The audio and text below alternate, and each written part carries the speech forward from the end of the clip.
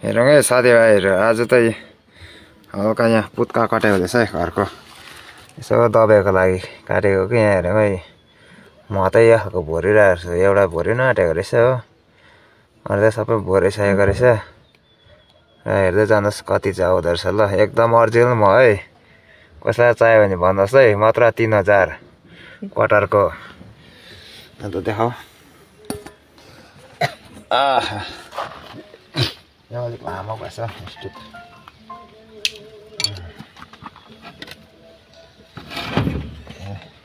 है लामो गर्नुपर्छ।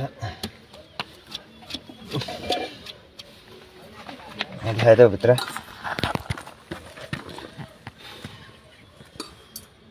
देखायो यसरी टक्कै घोच्नुपर्छ कि, घोचेपछि त एकदम हाल्छ आफसे आफू है।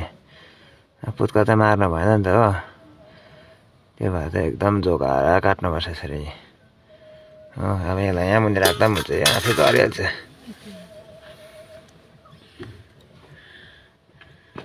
अनि ओह्रालो कम्ती भएछ, अहिले त बाक्लो पो हुँदो रहेछ त अहिलेको मह त हो। अहिलेको त एकदम बाक्लो हुँदो रहेछ। अरू बेला त उस अलिक पातला खालको हुन्छ कि, अहिलेको अलिक चिउरेको फुलको परेछ है। हो यति बेला चाहिँ चिउरी फुल्छ क्या, अहिले त फुलिरहेछ चिउरी। अन्त मुनि देखाइदेऊ न कस्तो चढ्दैछ भनेर बोल्नु।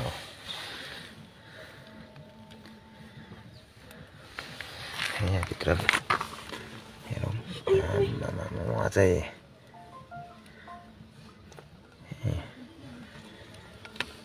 यहाँबाट त सिधै यहाँ झर्छ।